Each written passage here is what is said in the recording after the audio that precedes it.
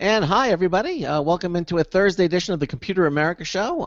Ben and I are going to be interviewing the CEO of Gigwalk. This is a very cool app for your phone, your smartphone, that allows you to make some extra cash. Now, isn't that convenient? I mean, how that's nice. Using your smartphone to make money. That's going to be our guest in the first hour. And of course, hour two, we'll go to Computer and Technology News, brought to you by Slimware Utilities, the official optimization software of Computer America. So sit back, relax, and enjoy the show. We'll be starting up in 1 minute.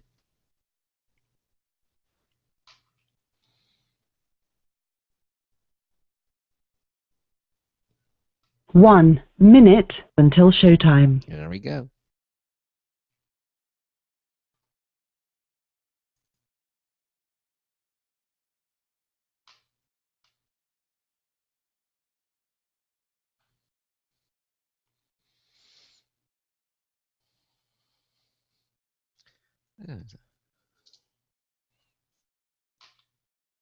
Still can't get Addison to auto update to op. Okay, we get it. Poor Addison. Yeah, we got to do that. Every time he does it, You got to help me do it. Fix it. I don't even know how to do it. All right, I'll I'm tired. I've been up since what, 5 a.m. Oh my God. I ain't doing it. Well, we up at 5. Oh, the class. That's right. Yeah. No, that's right. Okay, 15 seconds. Went from 12 o'clock last night to 5 o'clock in the morning. Now we're here. Your show will go live in 5 seconds. 4, 3, 2, 1. Broadcasting, it's America's longest-running national radio talk show on computers, Computer America, hosted by national columnist Craig Crossman. Look for Craig's weekly column in your favorite newspaper. This show is being beamed nationwide at ComputerAmerica.com. Keep it here for technology news, computer products, guest interviews, and your phone calls. You're listening to Computer America. Hello, and welcome into the Computer America Show. It's the nation's longest-running, nationally syndicated radio talk show on computers. Computer America is heard around the world and coast to coast. And I'm your host, Craig Crossman. And I'm your co-host, Ben.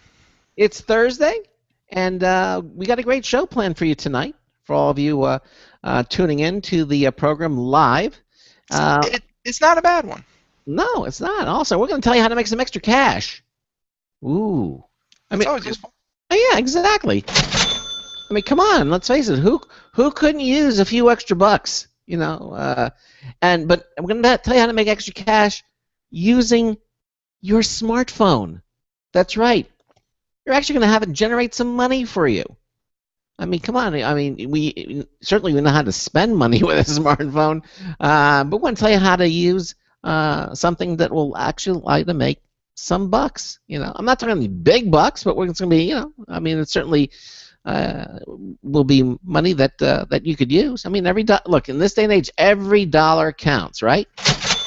Yes, yes, it does. And so we're going to be talking about. Are going to be punctuated with gratuitous uses of the cash register.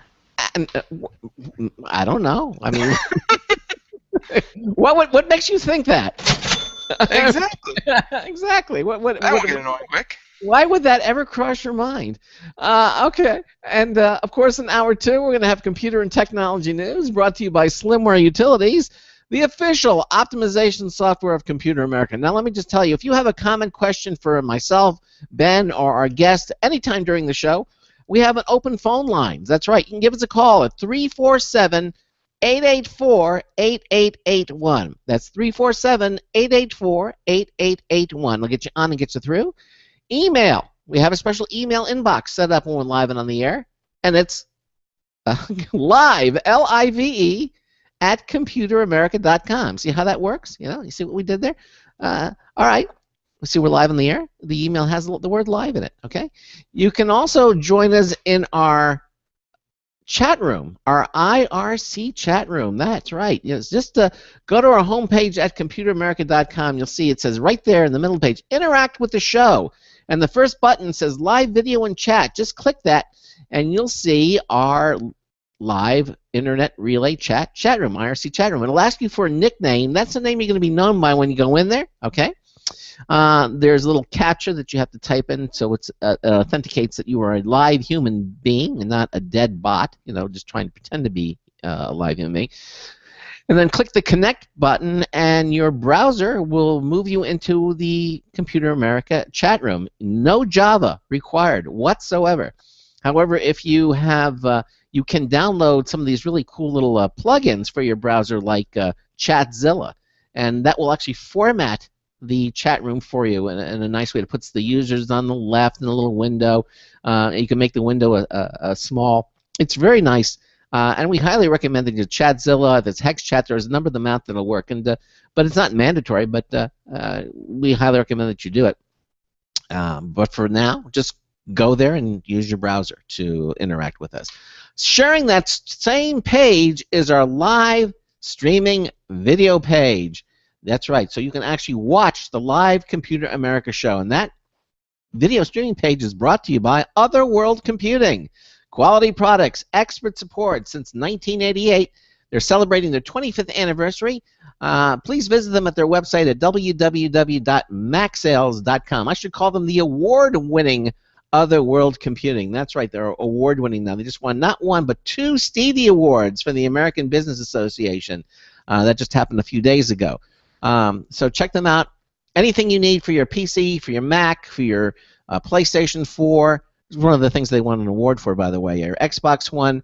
They have their own YouTube channel. Anything over $49, you get free ground shipping, and that means like the 80% of the country, you get it in 2 days. Anything. Just check them out at www.macsales.com. They got some great bargains. You'll be happy that you checked them out, that you went there. Okay. Anything else that we should mention? No, I think that's it. I think so too. I think so too. So why don't we bring on our guest and get the show started? It's our guest tonight is from a company called Gigwalk. Now, gig walkers, that's the people who participate in this website, can make extra cash. That's right, extra cash with their smartphones.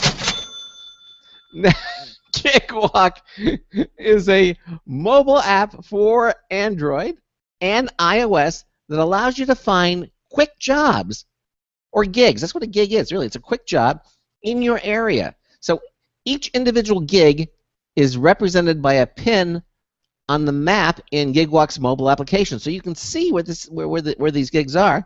Probably pick one that's nearby you, I would think. Anyway, these gigs can take anywhere from 5 minutes to a few hours to complete, and they pay anywhere from $3 to $100. That's right. So I mean, that's from your smartphone. That's pretty cool. So for some quick cash, this might be something for you to consider. Now, joining us to explain how all this works is Bob Baramapur. Bob is the CEO of Gigwalk. See, we go right to the top here. Bob, welcome into Computer America. How are you, sir? I'm doing well. Good to have me. Good to have you on the. Good to be on the show with you. I know somebody's on the show with me. Exactly. Glad you're joining us. I think I need one of those cha-chings now. Yeah, exactly. Well, listen, we aim to please. There you go. So, well, that's what it's about. I mean, I mean, I kind of introduced it and kind of told it, and kind of set it up. But let me ask you this. I mean, we're going to get into the details, but what inspired you to come up with something like Gigwalk? I mean, were you looking for an extra, gig yourself? I mean, or is this something that you kind of? I mean, how did you come about making something like Gigwalk? I think it's very unique. Well, thank you. Yeah, Gigwalk was actually the brainchild of a whole bunch of folks who were at Yahoo, and I was at Yahoo as well. And this is in 2009, 2010, as we saw the emergence of all these smartphones. So suddenly, in your pocket is this powerful computing device, more powerful than we had on our desk a few years back, with a camera, with a microphone. And we realized, wait a minute, all these people out there, what if you could kind of organize them with some technology and then package them as a service to businesses? And so as that idea began to gestate, the first versions of Gigwalk came out, and we started offering this to large companies. So most of the companies we work with are Fortune 1000 companies. Mm-hmm. Most of them are companies in the retail consumer packaged goods space. Mm-hmm. And little by little, we did some tests, we did some playing around, and it became a real thing and a real business. Wow, and it's working out quite well for you. Let's kind of explain what Gigwalk is, and what do you mean by a gig? What is a gig? What's a typical gig that a person participating or a gig walker? That's the people who actually are doing these gigs. What are some of the what does it require them to do, or are they all different, or do they have some sort of commonality between them?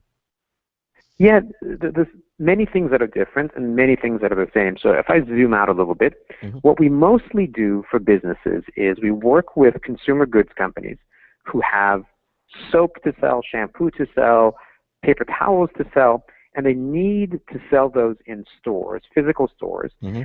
And what they need is visibility into those stores. They need to know, is my soap on the shelf? Is it in the right promotional display?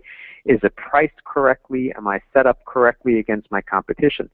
Things that are happening in those physical stores are very hard to see. So that's the underlying business problem that we solve, and we call Gigwalk a local visibility platform. You look into locations. So keep that in mind. Now, the way that plays out with our gig walkers is we have now, I think, in the network about 650,000 gig walkers in the U.S. and in Canada. And what happens is, if I am a consumer goods company selling soap, and I want to look at 1,000 stores and know if I'm in the right place at the right price, I create a gig. And the gig basically gets published out into our network through the back end we have, gets pushed out to people's smartphones. Based on GPS, we know where they are, and we can match them one-to-one. And for those people who accept the gigs, they go to the location and basically make observations. And that's the common theme for all the gigs we do, and all of the work the gig walkers do is they basically act like human sensors. They watch, they observe, they take photos, they fill out field surveys, and through that watching, they're basically transmitting back to that soap company a total picture of what's happening in their stores, in their channels, with their promotions, etc. And so while you observe may be very different, I mean, we work with everyone who in the consumer electronics space, to home improvement, to consumer packaged goods, all the way to gift cards and all sorts of things. So those are all very different, but the commonality is what the gig walkers do is they observe, they take photos, and they fill out surveys about condition, location that they're at. Okay, so why don't you describe a typical gig that someone would happen? Let's say there's a store or retailer that is subscribes a gig, and I'm a gig walker. Isn't there a song? I'm a gig walker. I'm a gig walker. No, I guess not. I don't know that one. I don't know. Remember that one? So you're a gig walker. You go into the store. What are you required to do? What am I required to do with my smartphone? Or how do I know what I'm required to do? Is it spelled out for me on my? I mean, how do I find out what it is that I'm required to do? And then what would I be required to do with my smartphone? Yeah, so when the gig is published, when that consumer packaged goods company, let's say a beverage company, or a snack company like Frito-Lay, who's a customer of ours, publishes that gig, along with that gig come a whole bunch of instructions. So the first instruction is where to go. What's the address of the store? And inside our function, so it will guide you to the location, the store location that's appropriate for the gig. Then when you accept the gig and tap on the gig, it opens up a set of instructions. Some of the instructions are in the form of just text. So, it tells you what the gig is about, what you should do. It gives you step-by-step instructions. It also gives you very detailed documents, such as a photo of the product that you're looking for. So there's all kinds of helper images and helper documents in case you have to go find something that's hard to find. So we'll show you where in the store it is. And then after that, you basically start the gig. And the gig is basically, each screen is one of the steps. And inside the app, we very easily guide you. So you take step 1, tap when you're done. Step 2, tap when you're done. And usually what you're doing is you're looking for a product, and when you look for that product, you're either looking to see how it's priced, if it's on the shelf or if it's missing, and you're looking at price, and you're often looking at special promotional displays. So Frito-Lay, for example, and people don't realize this, but these brands, these consumer packaged good companies, spend almost as much money in store promotions as they do on the television campaigns. So every year, the entire CPG industry in the U.S. spends $30 billion in stores for displays, promotions, signage. And so one of the dominant things our gig walkers do is verify all of that signage, because they're spending a lot of money, and they expect to get something back for that in terms of more visibility in the stores, more promotion in the stores. And if it's not happening, they're just wasting their money. So that's a very common type of thing, is find the product. Is it in the right place? Is it in stock? Is the price right? And tell me if my promotional display, signage, etc. is up and going. Okay, so so I'm charged with these this responsibility of reporting back, and then after I file that, basically I get paid. Is that how that works? I mean, how does it work? Yeah, it's close to that. Yeah. So you basically do the gig, and then you submit it. And so what we do then is we verify the gig.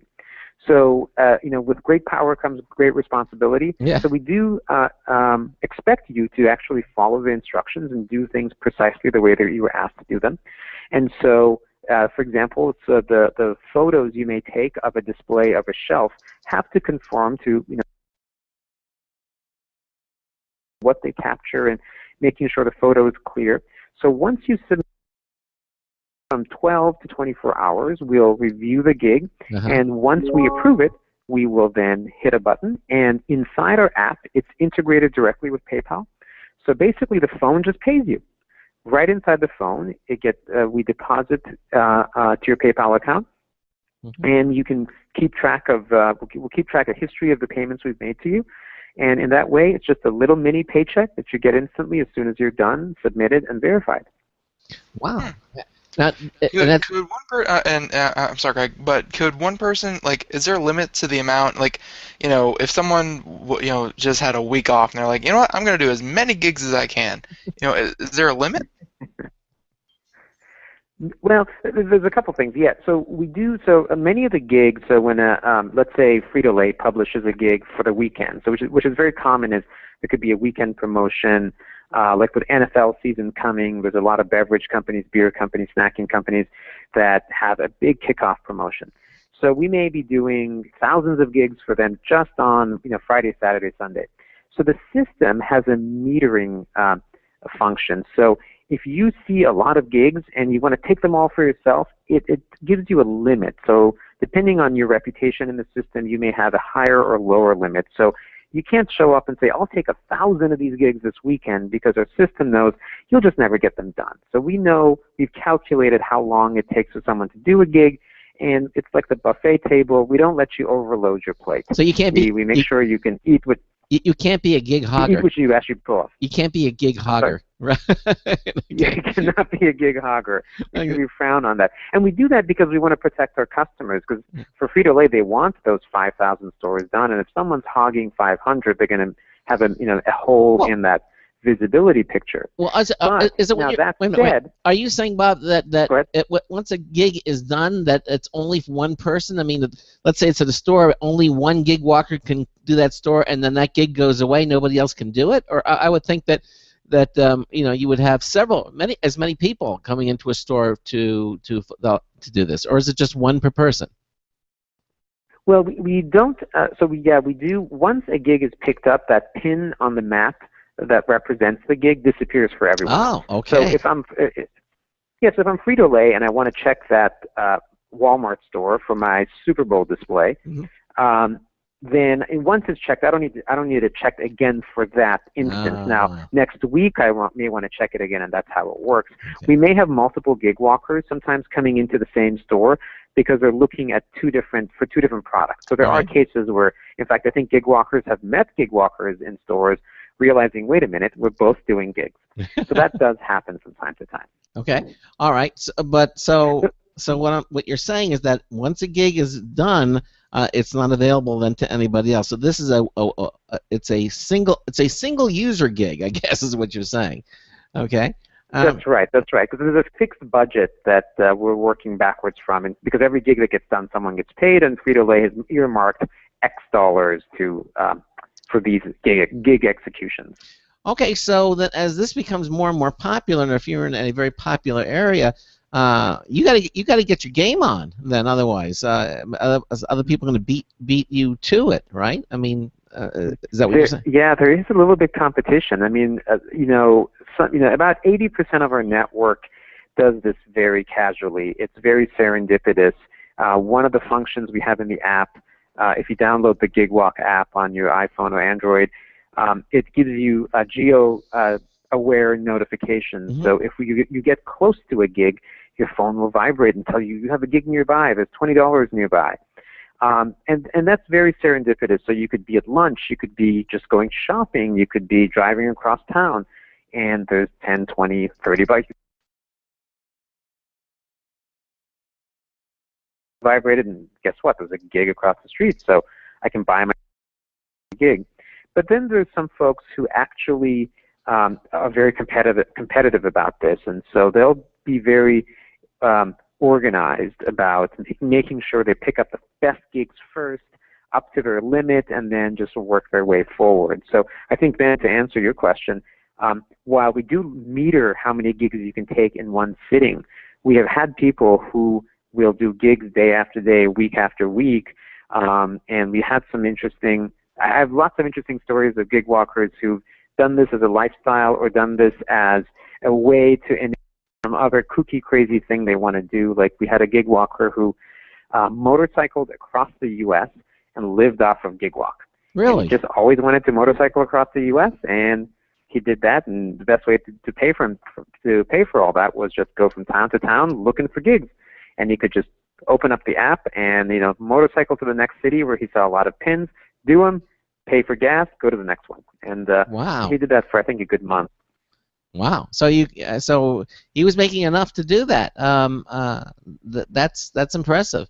You're not going to make enough money to retire, obviously, but you can certainly make enough money for I mean, we're talking some extra cash here, right? We're talking about some extra spending money, right? That's right. I mean, unless you make it a hobby, or I mean, it's essentially if you have to run it like a business. If you do that, then you can make thousands of dollars. But it takes real effort. This isn't something casually you do.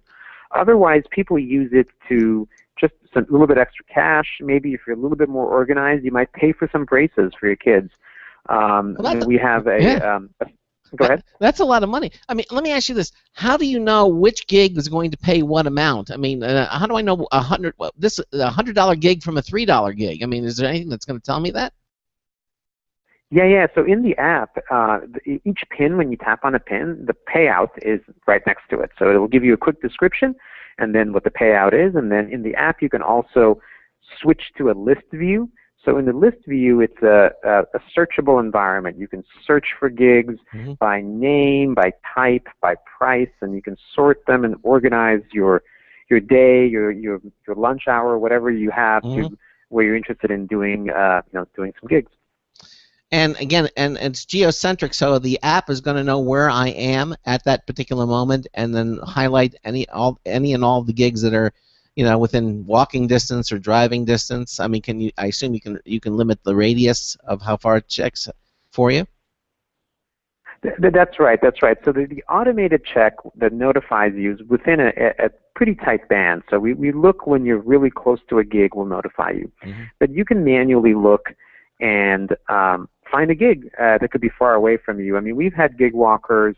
One of my favorite stories is Lisa, one of our super gig walkers, actually flew to cities for weekends to do gigs. I think she was going on a trip to Oklahoma where she finished 200 gigs in just 4 days. Well, and she made a little trip of it and visited some friends and did gigs, and it paid for itself through that. But so we do have some people who will actually travel for Gigwalk. Well, that wouldn't be a gig walker. That would be a gig flyer, I would think. And exactly. Yeah. Exactly. But now, I did call her a super gig walker, so I think she has a cape now with a G on it. I'm not sure. So what categorizes somebody as a super gig walker? Somebody in that classification? I mean, does the app kind of know that, or you keeping track of these people so you know that they're super gig walkers, or is that just something that that just people do and it really doesn't matter? Yeah, no, we do watch the gig walkers because we're asking them to do some pretty important work for companies who use Gigwalk. This is a serious thing. I mean, they're spending millions of dollars. People's jobs, bonuses, lives are on the line in some ways for a weekend promotion to go well. So these gig walkers, while they're kind of potentially casual and people out in the world, we really rely on them.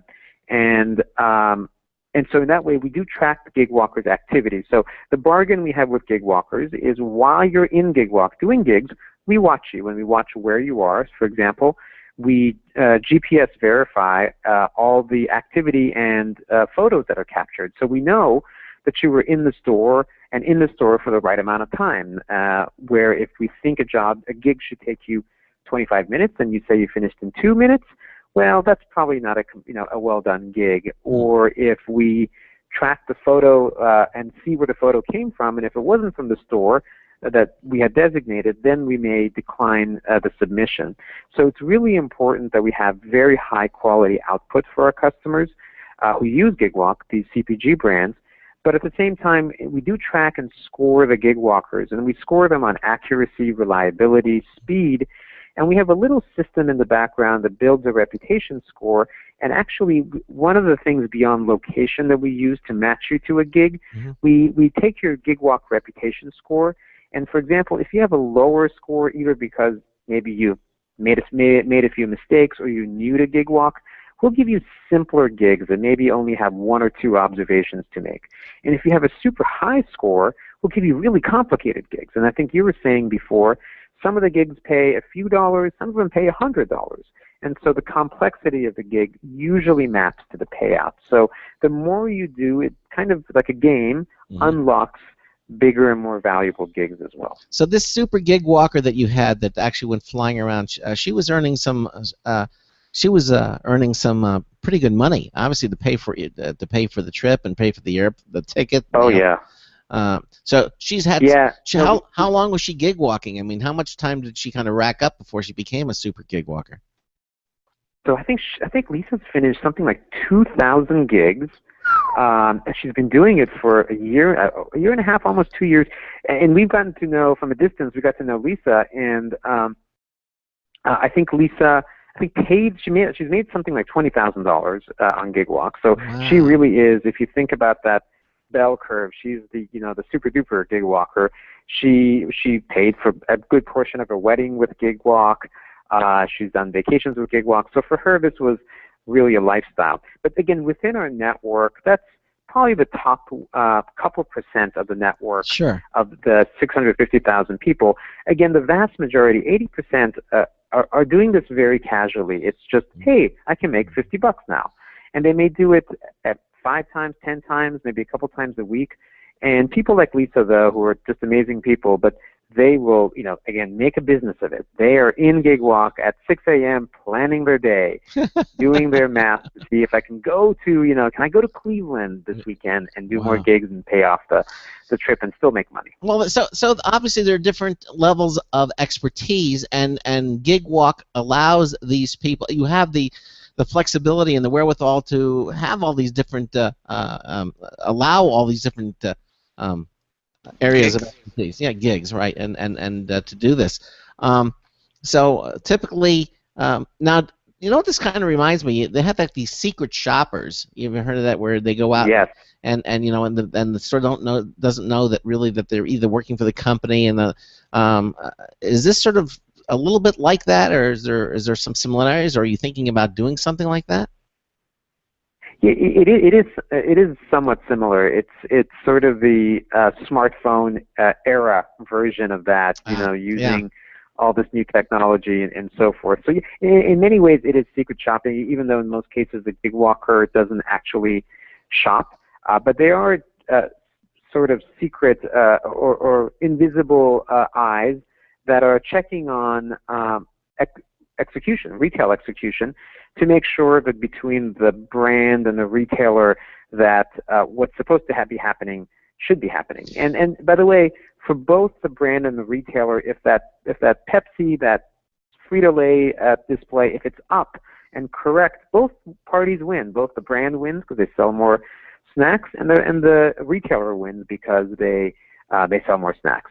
So it's really in everyone's interest to make sure this information gets out. And in the middle, these gig walkers, these just regular people, they get to tap into a piece of that $30 billion annual spend in store promotions, and they get a little piece of it, and we enable that to happen, which is I find that very, very exciting and very cool. Yeah, no, as do I. I think this is a very neat thing and a very slick way to use your smartphone, really. I mean, because usually when you use your smartphone, you don't really make money from it. This is one of the first opportunities I've heard, really, that you can use your smartphone to make some cash.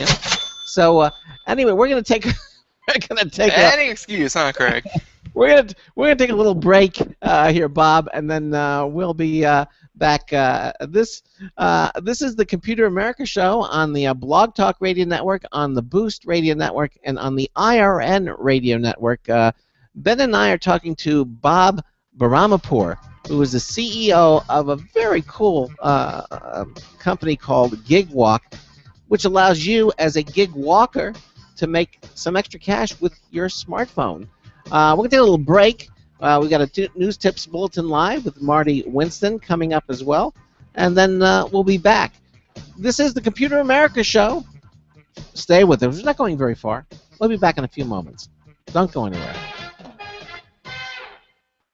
Hey everyone, have you heard about the No hair removal device that's sweeping the globe? If you want to go weeks without shaving and get smooth, professional quality results, here's our favorite host, Cheryl, for No hair removal. Thanks. Hey gals, I love talking about my No. It's this cute little hair removal system that you can take with you and use almost anywhere at home or on the road. No more expensive in-office treatments, painful waxing, and no more wasting your valuable time. Got unwanted facial hair? No has patented thermocon technology that works on all hair and skin colors, so it's perfect for using on all body parts. And now you can take advantage of this incredible risk-free trial. Get the No, the facial kit, a travel case, and a $100 discount shopping card, and you don't risk a penny to try it. Try the incredible No hair completely risk-free. Call 1-800-953-5415. That's 800-953-5415. 800-953-5415. Looking for a best friend? Brother Wolf Animal Rescue has your best friend waiting just for you. The mission is to protect and enhance the lives of companion animals and the people who love them. Their no-kill rescue shelter is open year-round, making it easy for people to adopt their best new friend. This year, Brother Wolf will find homes for over 2,400 orphan dogs, puppies, cats, and kittens. All have ended up as an orphan through no fault of their own. Brother Wolf has created a safe, nurturing environment where these special animals can heal emotionally and physically until they find a lifelong home. Their life-saving transport program brings dogs and puppies from overcrowded shelters in the south to rescues in the north where homes are easier to find. Brother Wolf Animal Rescue is a 501c3 organization. To learn more about their life-saving work and to make a donation, visit their website at www.bwar.org. That's www.bwar.org. Help to realize Brother Wolf's vision when no animal is euthanized for lack of a home. Who's a good boy?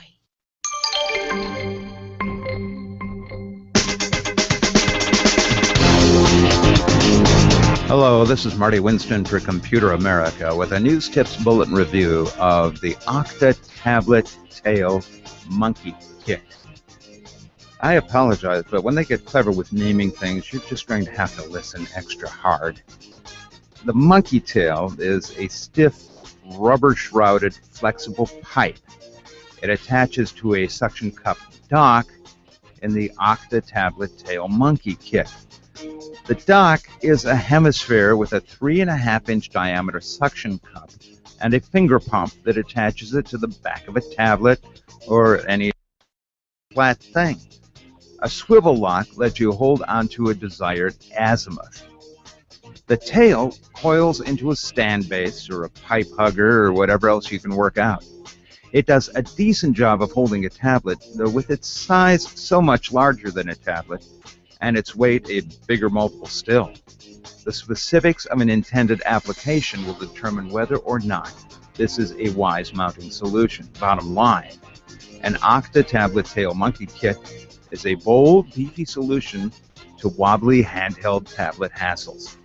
This is Marty Winston with a News Tips Bulletin Review for Computer America. Welcome back to the Computer America Show. It is 34 minutes past the hour, and we have Bob Brownpour here from Gigwalk. You become a Gigwalker. You know, it's really easy to see the benefits of, you know, earning some extra cash. And by the way, I've been wanting to say this since like hour one. Great decision on the name, because gig, you know, just the word gig. If you think of, you know, the struggling band just out of college, you know, still practicing in their parents' garage, when they get a gig, it's for $50 and they go play the local bar for, you know, just that one night, and it's a gig. It's not a huge break, but, you know, it's something to help them along. So I think Gigwalk is the perfect name for this. There you go. Well, thank you. Yep. And second thing, you know, we've been talking a lot about how it helps, you know, how obviously this helps, you know, the people. And I mean, you know, Computer America, we do consumer electronics, so that only makes sense that we talk about the audience. But I mean, from a business standpoint, you know, you mentioned Frito, no, not Frito, Frito-Lay. Yeah, Frito-Lay. And I mean, I could have sworn that a lot of companies, you know, they sent out representatives and stuff like that. So, I mean, this isn't a new idea. Were you perhaps like in your background, did you perhaps perform this job, you know, for companies, and you thought, you know, this is one area where I think crowdsourcing would actually, you know, kind of be much better at this than, you know, than any hired representative from a company could. Yeah, no, I mean, my personal background is in advertising and online advertising. I spent a bunch of years at Yahoo and places like Yahoo. Mm-hmm. So I've worked with a lot of brands and a lot of different dimensions, but mostly on ads. And as I learned about their business, what I found is a lot of these businesses, even though we have this, you know, online e-commerce revolution, what happens in physical, you know, offline, brick and mortar, boring old stores is still so vital to their business. And while in the online world, there's all this innovation and technology and audience targeting and just, you know, all this stuff that like Google and everyone is working on, in the offline world, it's still very slow, very paper-based. And so that was the insight that we had, which is, yes, they have all kinds of methods to collect some of this data from time to time, but they don't have anything that's digital, that's modern, that's fast, that's almost real time. And when you collect the data the way we do, you can, you know, use that data back in other parts of your business operations to inform how you ship product, how you manufacture product. And so, you know, the Gigwalk systems behind the scenes connect into these big enterprise systems that these companies have for product forecasting and pricing and design and shipment and so forth. So while we have all of these things in the front end with these Gigwalkers, there's a lot of work we do to really integrate this technology deep inside these customers. And our goal with these customers isn't just to give them data, but to give them a whole suite of tools where they can then be smarter about how they build their promotions, how they execute their promotions, how they optimize their promotions. If you have a 6-week, let's say March Madness promotion, we now give you data so fast that in week 2 you can go and fix the things that are wrong in week 1 and 2. And usually with the systems they have in place, they wouldn't know it was broken until, you know, 2 months after the promotion ended. And so we give them a whole new way to be a lot more nimble, flexible, and reactive to get good outcomes for themselves. So So okay, so let's do this. I know we've been speaking about it and talking all these gigs. Why don't you give us, Bob, a typical, oh, I don't know, let's say a $30 gig. All right, that someone go, what, outline this for step by step what they would be required to do. What kind of store would they, give us an example, it would be a grocery store or you know, a Walmart or a CVS, drugstore, whatever it might be, and go through what would be the demands. Give us a typical gig for one of these people. Yeah, no, that's a good question. So let's just say, let's do a typical gig in a Target store. So okay. You'd choose the gig, so you'd find the Target store. Let's say it's just, you're Right. having a coffee and you realize there's a Target store down the street, so you get notified, and the gig will give you a basic description. So let's say it's going to be a personal care gig. So it tells you this is a gig about personal care products. And so you arrive at you take the gig, and so the app says, thank you for taking this gig. Depending on your reputation, it will then guide you. And so then you'll get to the store, and when you tap on the gig, you read an overview of the gig. And the gig, that overview basically tells you what is the general outline of the gig, what is the goal of the gig at the end in terms of what you want to achieve, and then it begins to get into the specific instructions. Okay. So for a typical gig in a Target store, it would be, number one, you would have to usually go find a section of the store. Okay. So in this case, you'd go find the aisle which has personal care products. Okay. So once you're done doing that, you would tap on the app and say, it'll ask you something like, have you found the aisle? And you will say, yes, I have. And then the screen just swipes to one side, and the next step starts. And basically what you're going to do is each screen will tell you and show you a very specific product. So you'll see, let's say, a bottle of shampoo on your smartphone with a specific UPC number, the little barcode number. Sure. And it will say, find this shampoo with this barcode in the aisle. So then, just like if you were shopping, you'd go find, I need to find, I don't know, the Head and Shoulders 12 ounce or whatever the case may be. Okay. And then you find it. And then it will once you find it, it will ask you questions about that item.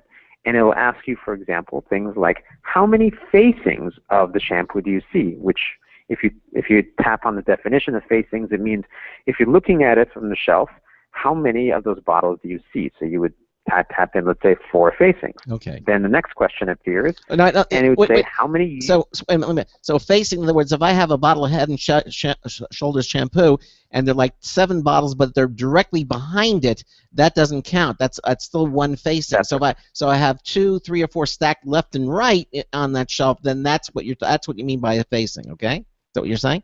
That's exactly. So what is facing out to you? And by the way, all of this terminology is in. So if you have any questions, you just tap.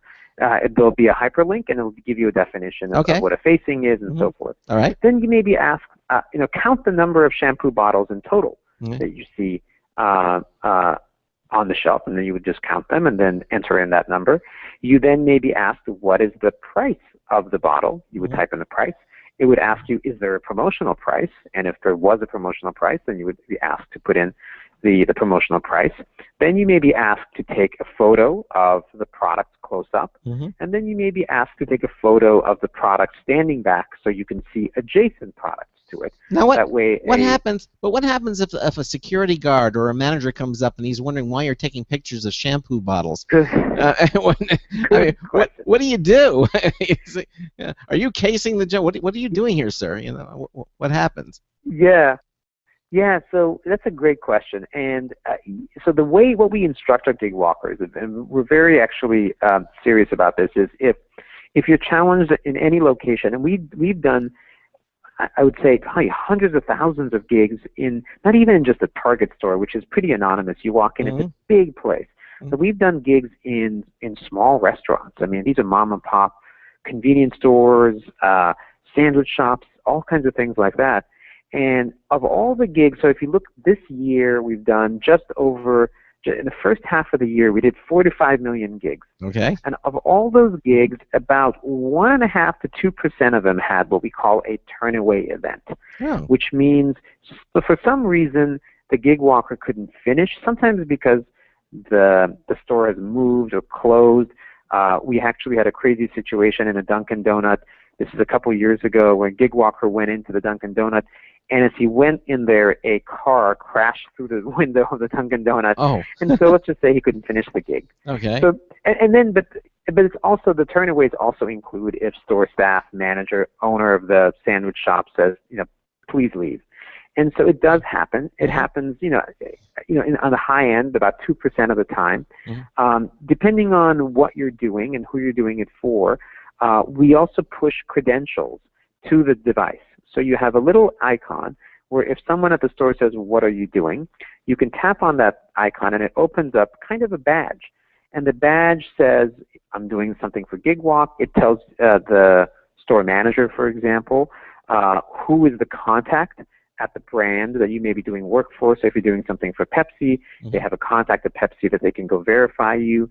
So sometimes if that happens, we have credentials that are pushed digitally into the smarsphone. Yeah, that's then, nice. Then you can yeah. I mean, then you can say, well, listen, I'm working for Pepsi here, and I'm making sure I'm making sure that you're doing what you're supposed to be doing. Here are my credentials, So that's right. Yeah, that's right. And the agreements that most of the stores have with the brands is that they should permit such checks.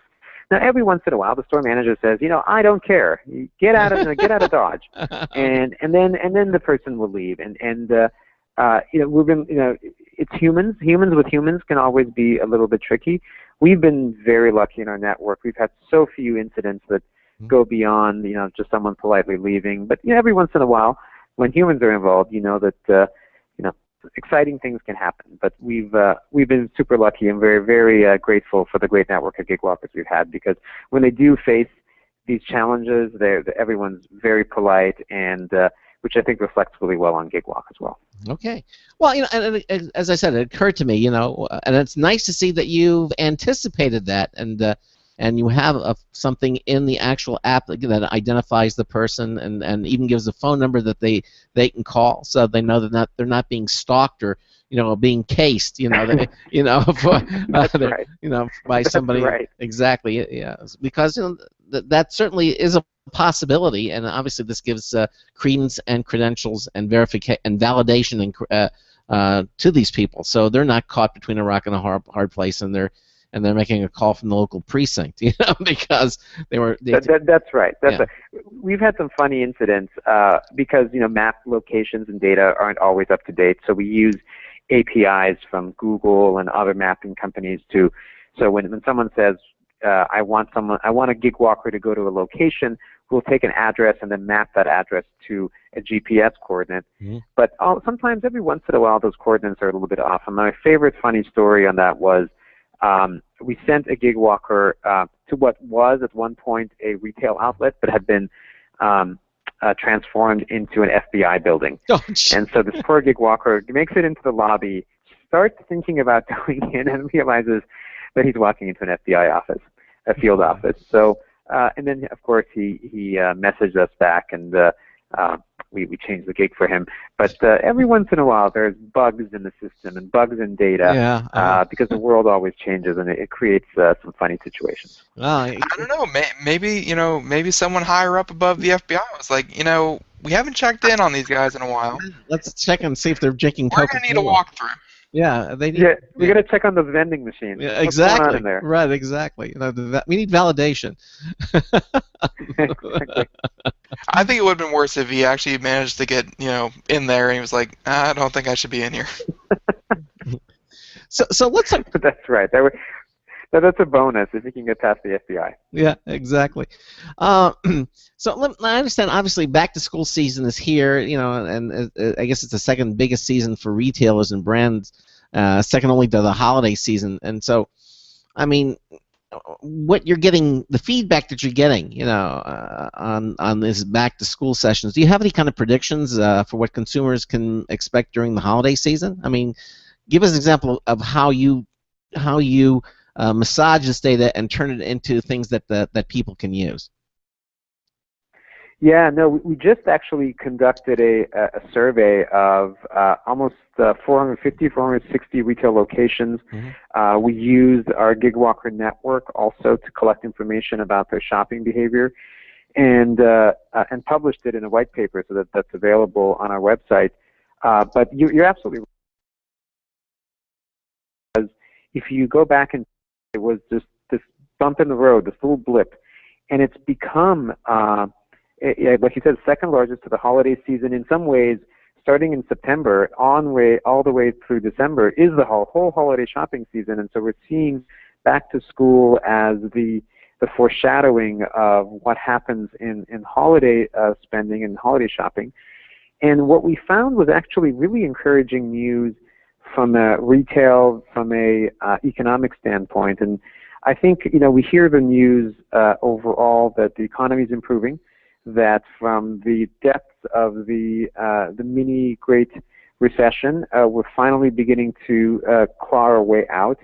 And we're seeing it in the consumer spending, not just because I think this year we're expecting actually continued growth, but we're seeing it in terms of just even the back-to-school season. So the data that we saw indicated that almost 49% of the people we talked to through the Gigwalk network had been planning to spend more this back-to-school season than the season before, and which is, I think,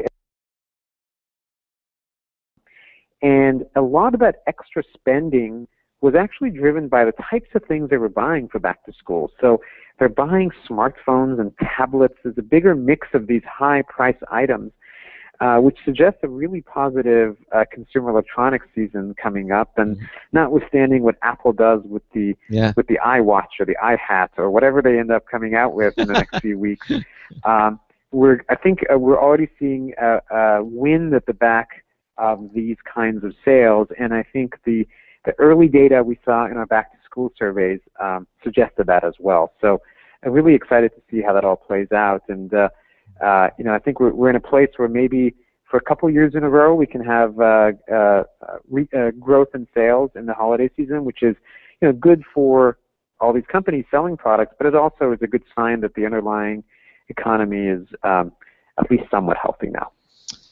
Well, that's good to hear. Let me ask you this.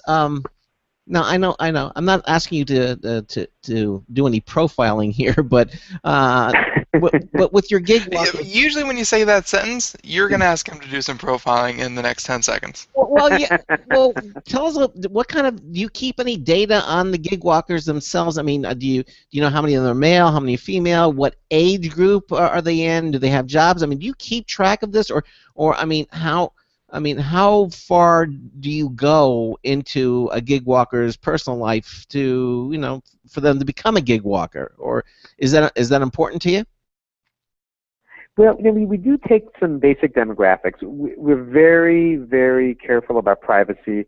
My last company, I was at a company called Trustee, and our business was online privacy. So I personally take that very seriously. Okay. So we're very careful about any kind of personally identifiable information. We don't collect that. Okay. And we have a very strict bargain with our app, which is basically we collect no data when you're off the app, not working, but when you're on the app working, we will collect your location data and so forth. All right. And then we do provide a tool or when you sign up for Gigwalk, you can tell us about yourself, but it's voluntary, so we don't require it. We don't interview people. We don't show up at your house and figure out if you're a good gig walker. But we do get some basic information from people who do report it, and we survey the gig walker network from time to time to find out who people are. And we use that data to help us design the app, to make it easier to use, to make it more powerful for both our customers and for the gig walkers. And it's an interesting demographic we have. So it indexes just slightly more female. It's about 51% female within that network of 654,000 people. And what's interesting, though, is that more than 50% of that network has a college degree, which, if you think about, I think that indexes more than the general population. So you have some people within the network who are pretty ambitious, and I think it's consistent with the idea of Gigwalk, which is go out of your way to make something more happen for yourself. From an age standpoint, it is a little bit of a younger demographic. I think the average age is 31, 32. Okay. Where most of the gig walkers fall into that 18 to 45 range, and then I think about 80% fall into 18 to 45, and then there's about 30% of that who are younger than 24. So it tends to be more in that mid early 30s. What would be spot. What would be the youngest? What would be the youngest gig walker that you have that you know of? So. Yeah, so we have gig walkers for 18. We as much as we can age verify. We don't let you go below 18. Okay. So we do have some 18-year-olds, but that's a general policy. So we try to keep. That's probably smart, because that's probably too much power to give, anyone under 18. 13-year-old. All right, so you have to be 18 years or older. That is one requirement. I assume you treat them like independent consultants. I mean, you pay them, that you let them do the worry about their taxes on anything that they report. Correct? That's right. So gig walkers, the terms of service under which we operate with our wonderful gig walkers is as an independent contractor. So we often call the technical term, the legal term for our gig walkers are mobile-enabled independent contractors, and so that's the fancy term the lawyers give it. Mm-hmm. But that's exactly right. We do also for gig walkers who earn above the independent contractor limit, which I want to say it's $500 or $800. I don't know off the top of my head, but we do also issue tax documents where we're required to back to the IRS. So we do keep track of that as well. So I think it's anything over $600, then you have to issue a W-9. I think that's what it is, something like that. That's right. That's right. Okay. I think that's right. So yeah, so we track that, and we ensure we have a whole team here that thinks about compliance, and both to protect gig walkers, to protect ourselves, and to protect our customers who use the Gigwalk network. All right, we got a couple minutes left, Bob.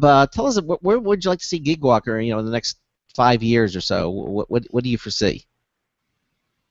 Yeah, so one of the things we're doing is we're building out our technology so it's as end-to-end as possible. We spent a lot of time today talking about the Gigwalker network, mm-hmm. and they are fantastic, as I said, eyes and ears for our customers. Mm-hmm. But once those eyes and ears collect data, what we found is that data by itself is kind of interesting for someone like Frito-Lay, mm-hmm. but they also need tools to be able to channel that data to outcomes, because if a display is missing, if something is out of stock, they need to take action against it. Mm-hmm. And so we are diligently building our technology deeper and deeper, so we give these companies that we work with tools to take the data we collect from the field mm-hmm. and to push that data back into the field. So for example, Frito-Lay has 20,000 field salespeople who are in stores every week, and if we can give those people the data and the field intelligence from our gig walkers that something's wrong in their stores, they can prioritize and take action and make good things happen for those brands. So if you look ahead in time, we're building more and more tools to make these gig walker observations more and more powerful in terms of outcomes and actions for all of our customers. So they say, hey, they're out of Doritos all the time. They can go out and they can start restocking them with more Doritos. Simply said. You just gave me the munchies talking about that. Yeah, exactly. And that's, you're going to continue to add that to the app so people can you can get results back to the store or to the company, so they can use their people to act upon it. And that makes a lot of sense. That's right. So thinking about it as an end-to-end process, not just show me what's happening, mm-hmm. but help me then take all the steps necessary to get to a positive outcome, and then maybe have a gig walker go back and double check to see if it's fixed. And that's if you think of a full circle, that's the kind of system that we're building out for our customers. No, it certainly makes a lot of sense. Now, if you go to computeramerica.com, by the way, and you go to our show notes page, I'm telling this to all our listeners, and you want more information about Gigwalk, you look at today's show, which is August the 28th, and you'll see Gigwalk is there. We have the link to the website, and you can check it out. If you're a company, you can check out what Gigwalk has to offer, and if you want to actually make some extra cash during the the holiday seasons, well, you can see it there as well, and it's up there at computeramerica.com, again under our show notes page for you to watch. Bob, I want to thank you for telling us about this. I think it's very cool, and again, giving people an opportunity to make money with their smartphones. I think this is a very cool idea, and I want to thank you for taking the time to tell us all about it. It's really interesting. My pleasure. Great to meet you, Craig, Ben, and thank you for your time. And it's been a lot of fun. Yeah, absolutely. Well, Bob, thanks again, and you take care and have a happy Labor Day holiday. Okay. You too. All right. Take care. Bye-bye. Bye-bye. All right, Ben, you were muted. We didn't hear your bye. Whoops. Good night. There we go. I said it. You could see it, but you couldn't hear it. That's right. I can see it, but I can hear it. Anyway, I think it's kind of neat. I mean, if you're looking at some quick way to make some cash, you're in your teens or something, or whatever. I think that you're looking for jobs instead of mowing the grass, you could become a gig walker. And make some extra bucks. I don't think that's because let's face it, with the price of gas, even if these things pay decently, unless you do them like continuously, gas is going to start taking its toll. I think this is the better use case would probably be put it on your phone, forget about it, and let it send notifications. And if you happen to be near a store, that's if you're nearby, you have a couple minutes. Yeah. Take it. Then take it. And they have notifications. So if you're just walking, doing whatever you're doing, and it says, "Oh, hey, there's a store here," you have an opportunity, and you're right there. Sure, that would make a lot of sense. Hey, you do one a weekend while you're out running around. After a month, you get yourself, 40, 50, 60 bucks. Yeah, maybe even more, depending. Exactly. All right. Well, we got hour 2 coming up here on the Computer America Show. We're going to do computer and technology news, brought to you by Slimware Utilities, the official optimization software.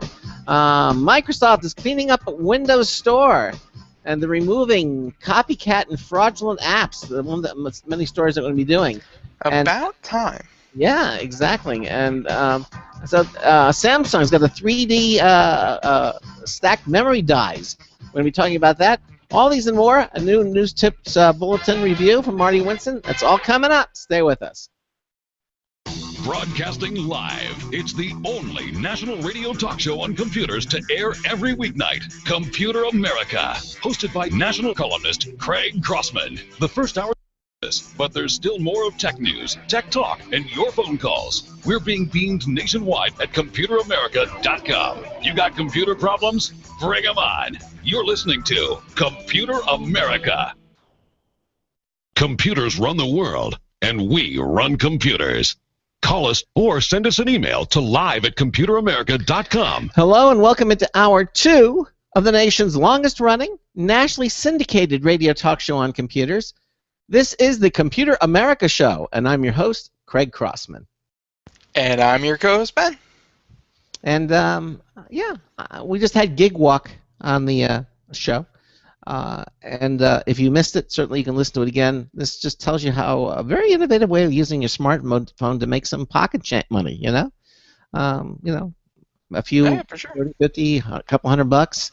If you happen to be at a mall or something, or wherever you are, and then it'll just let you know, hey, here's a store, here's an opportunity. You can do a gig. It'll take you 10 minutes to do it. Why not make 30, 40, 50 bucks? I think it's kind of neat. And if you missed that portion of the show, you certainly can listen to it again on our archives of Computer America. Just go to our brand new. By the way, thank you all for the nice comments that we're getting on our new website, our refreshed website. And you can just go to the Computer America Show, and you can listen to recent shows right there on the home page. You can listen, I think, to the past 5 shows right there. Or if you want to, you can actually go to the if you go to the archives on the top of it, you click the archives, you'll see the Blog Talk Radio logo, and you can listen to all of our shows there. Also, I've added the RSS feed. So for those of you who want to subscribe to the RSS feed for Computer America, I have the logo and the link. I just added that, so that's under our archive page as well. So you can check that out. And of course, all of our video archives up there as well. You can see that at computeramerica.com. So, anything else? Yeah. Yeah, I actually have a news story that's not tech, so we should probably do it before we do the technology news. Oh, really? But it's interesting. All right. What is this? And you're probably going to be hearing about it through Facebook or some other means, so might as well get it out of the way now, and you'll know where you heard it from, hopefully first. Right. Although, we do come on pretty late in the afternoon, but that's okay. So, yeah, apparently as a promo kind of deal, this one, or the article that I found is from Yahoo News, but I first heard about it from other sources. And apparently, a brewer in Austin, Texas. A brewer? That makes beer. All right, yes. Released a 99-pack of beer. Okay. Now, you may know the 12-pack and the 18-pack, and heck, they even have some 24-packs. But this is the first ever 99-pack of beer. Is this the 99 bottles of beer on the wall? 99 bottles of beer? Not even. This is just Texas being Texas. So, the article goes, we all know the saying, everything is bigger in Texas, but for beer lovers everywhere, this is even cooler than big hats, belt buckles, and barbecue. Actually, this would be the ideal with a lot of freshly charred barbecue. Austin Beer Works has just unveiled a new over-the-top way to get its beer into your gut with a limited edition 99-pack of brews. The big box of brew will set you back $99, or about $1 a can, which is pretty good for a can of this Texas good stuff. But don't expect it to fit in your compact car with ease. The packaging is insanely exaggerated at 7 feet long. Yeah, exactly. The brewery released the gigantic box as part of a social media campaign for its Pacemaker Anytime Ale. Peacemaker. Not Pacemaker. Peacemaker. I don't think you should be drinking alcohol if you have a pacemaker. But, yeah, Peacemaker Anytime Ale. The 99-pack is only available in Austin and only for a limited time and in limited quantities. By state law, the brewery is not allowed to ship out of state, so you must have to make the drive. Just drink responsibly, and it will probably last for a while. Maybe this will inspire people to have house parties called 99ers. Strong demand for the 7-foot Uber pack in the wake of the Wild campaign has inspired the brewery to roll out more 99 packs sooner rather than later. And now you can get 99 cans of beer on your wall, just like Craig was saying earlier. Exactly. I mean, limited quantities. I mean, how many 99? If I remember, they shipped out 20. You can buy. They sold them in Austin's, and they sold out before lunch today. Yeah. Well, there goes your drinking responsibly. And I mean, they have pictures of people loading these things into their car, and I mean, like someone has like a Honda Civic or something, and this thing is, in the back seat, sticking out both windows. Oh my God! Like the packaging is 7 feet long, so obviously, unless you have a big pickup truck, which I mean, it's Texas, I think you're required by state law to have a big pickup truck. It's a big box. You get pulled over for having an open container if one of them gets punctured. Oh yeah. Yeah. Although at 7 feet, you could probably just fly if you had two of them. Yeah, really. Well. Wings on them. Okay, well that's the interesting story. Let's do some computer news now. Tonight's computer and technology news is brought to you by Slimware Utilities, the official optimization software of Computer America. You can visit them at slimwareutilities.com to clean, speed up, and optimize your Windows system.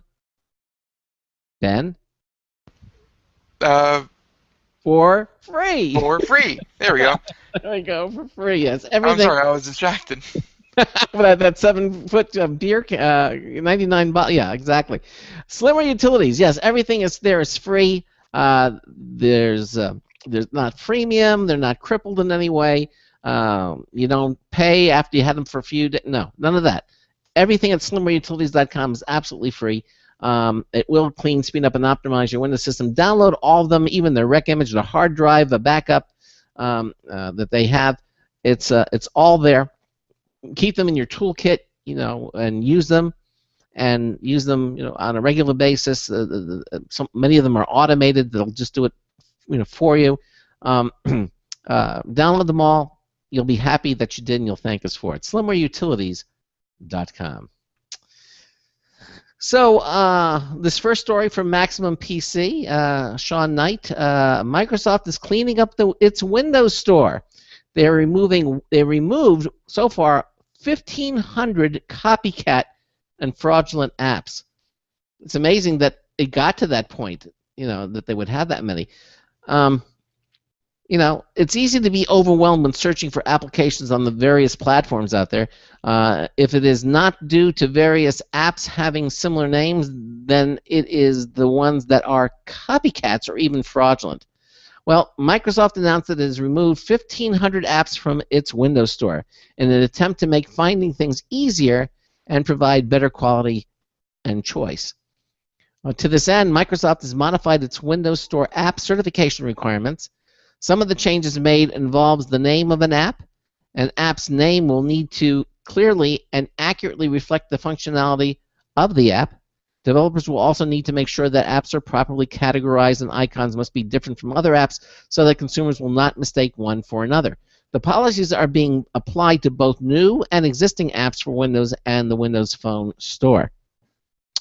The Windows Store General Manager wrote of Microsoft's progress on the official blog, saying, "These revised policies are being applied to all new app submissions and existing app updates for both the Windows and Windows Phone Store. We've also been working on titles already in the catalog, conducting a review of Windows stores to identify titles that do not comply with our modified certification requirements. This process is continuing as we work to be as thorough and transparent as possible in our review. Most of the developers behind these apps that are found to violate our policies have good intentions and agree to make the necessary changes when notified. Others have been less receptive, costing us to remove more than 1,500 apps as part of the review so far." He goes on to say that this is still an ongoing process and that the company is increasing resources to speed up the process. This has got to be because of complaints, and people are getting burned left and right. They're downloading these apps that don't do what they say they do, and I'm glad to see that they're beefing it up. I guess it's better late than never. I know Apple's iTunes store originally, when it first started, had they were very liberal with what went on there, and then the flip side happened. They became so strict that I think they actually caused a couple of people to go out of business because they refused to carry their apps. I think it's sort of leveled out now, and I think it's a lot more reasonable. But there's still a process that you have to go through in order to get your app on the iTunes store. Yes and no. I think what really happened is when these app stores first opened, be it the Android app market or the iTunes or the Windows app market, there is no content. No one has had it yet. Yeah. So they kind of set the bar low, let anyone do what they want, and then they can boast and say, "Look at us, we have 750,000 apps in our app market. We're so popular." And then just like iTunes did, you were right. They let almost anything go on, and then they cracked down. Yeah. I think that's where Windows is right now. They have the numbers now in their app market, but that's because they let anyone in. Now if they can just calm it down, get the bad stuff out, and really, create a healthy marketplace. Once you get the numbers, then you get the bad stuff out, then you're left with a pretty decent app store. Yeah, I remember there were some stories with iTunes in the earlier days that some companies that built everything on these apps went out of business because they were no longer on the iTunes store, and it was very difficult, if not impossible, to get their apps once they lost that distribution. When you have one place and one place only to go that does all of your distribution, which is the iTunes store for your iOS app. Although oddly, you hear that more and more now because like there was that one company that sent a cease and desist letter to a reviewer of their product on Amazon. Like Mhm. they went on Amazon, they purchased the product, they had a suboptimal experience with their product. Mhm. So he went online to Amazon and gave an honest review of his experience. Mhm. Now you think, that's what reviews are for. Yeah. They sent him a cease and desist letter, if you remember, and threatened to sue him and tried to take everything he had if he didn't take it down. Like they tried to muscle him out of his bad review. And of course, Well, I hmm? find Amazon is known for their reviews. They encourage consumer Exactly. reviews. So when Amazon caught wind of that, and the guy provided proof of, the court proceedings and the fact that, they were trying to, sue him to oblivion to get him to take down a bad review, Amazon actually kicked them off and banned that company from ever putting products up on Amazon again. And then the CEO of that company came out and said, this guy who got us banned from Amazon just put a lot of people out of work because now Amazon is really our only way to sell our goods. Our company is going to go under now. Thank you, mysterious bad reviewer. Well, he wasn't mysterious. I mean, he obviously identified. He was. Oh, well, yeah, I mean, he was identified to them, but he didn't want to say his name out loud. But yeah, Amazon was their one and only place, and then they messed it up. And I said a lot. But Yeah, there have been a number of companies who've gone out of business because they're so. When you have it, it's not like you can go to the next, another, store down the block, or you can't because these are the really the sole distributions. There are some ways now of setting up a website and selling the app without having to forcing them to go to an iTunes store, but those are few and far between. I was actually very surprised. There was a company that I wanted to get an app from, and they said no, you don't. It's not available in the iTunes stores, but you can get it and install it on from our website. And they had it set up where you could actually do that. So evidently the technology is there to do it. Unless that's changed. That was a while ago. So I don't think it's changed. I think it's just you're not. It's not the safest way to go about it. You know what I Yeah. mean? Well, that's true, and also it's not the most visible way to go about it either. Oh Obviously, yeah, for sure. But if you download it directly from someone's server and someone's website, you don't know what changes they've made. Like the iTunes store that's is pretty rigorous, and you know what you're getting, or at least you can look at reviews and kind of know what you're getting. If you download it from someone's website, who knows what could have in it. And you hear stories also, people saying, well, all of a sudden our app was selling really good, and all of a sudden we had this amazing spike, and we sold, a zillion copies, and we couldn't, and they said they discovered that iTunes had promoted them on their home page, and all of a sudden they were just getting, a zillion different orders for this app. So obviously they can make you or break you, depending upon how they do it. And they give you a really good review, and they put you up on their main page. It used to be when you go to iTunes, you could browse a category and you could see everything that was offered. You can't. They stopped it a long time ago. If you just want to search utilities, but then you just can't search all utilities. There's no way to do that. If you want to look for all the clocks or for calculators, you can go to categories and you can see. But used to be you could go on and say, oh, let's see what's new this week. You can't do that anymore. It's just too many of them. I guess that's the main reason why they do that. But there you go. Okay. I think they have about 1 million apps now, so I can see why it's Yeah. a little unmanageable. Yeah, it needs some filtering. Okay. Okay, this next story, I believe people of this show, these lovely, lovely, handsome, beautiful people, I believe they heard of the Oculus Rift. We have mentioned it once or twice on the show before. A few times, yes. Yes, that is the virtual reality head-mounted display.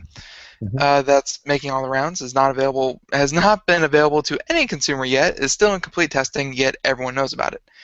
Recently bought out by Facebook. So, Yeah. Let's see where that goes. So this news story caught my eye not because Oculus Rift was in the title, but also because of who else was in the title. Okay. Who was? And that's Leap Motion. Oh, they're still out there. Yes. Yeah, Leap Motion, if you remember them, they were about a year and a half ago, or a year ago, or something like that. They were selling the $49 or $79, something like that. $79. $79 3D motion controller where you just set it in front of your computer monitor or what have you, USB hookup, and you can manipulate your computer just by moving your hands above the device in midair. Yeah. And it had high hopes. I think the launch was a bit less spectacular than what people were thinking. Yeah. And like a lot of people bought it, but not a lot of people kept using it. Yeah, Charles Tyndall actually bought one of them and tried it, and he was very excited about it initially, and then it wound up in his drawer. Yeah, exactly. So so we found this article from TechHive, and it looks like Leap Motion may have a new lease on life thanks to inexpensive virtual reality headsets like the Oculus Rift. The company has launched a $20 virtual reality mount for its $80 3D motion controller, allowing it to clip onto any Oculus Rift developer kit. Leap's controller can track minute hand and finger movements at low latency, so the mount could let users bring their hands into the Rift's virtual world. Well, I see how that happens. So it's in front. So let's say I lift my hands up in front of the Rift, and I could be like holding a gun or something, or the trigger, and pull a trigger, and I wouldn't need anything special on my hand. Not quite. No. Not quite though. The mount, from what I'm seeing, is on the side of your virtual reality headset, which honestly doesn't matter because you're not looking at the outside of it. You're not really paying attention to it, and the weight is going to be minimal. So it's not going to drag your head down like some kind of anchor. Yeah. But it's going to point straight down in front of you.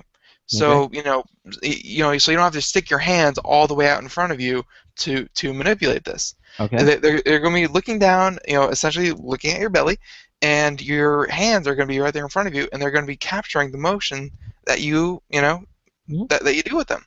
Okay. So of course you can look down and you can actually see your hands now, thanks to the motion controller, and you are going to be able to manipulate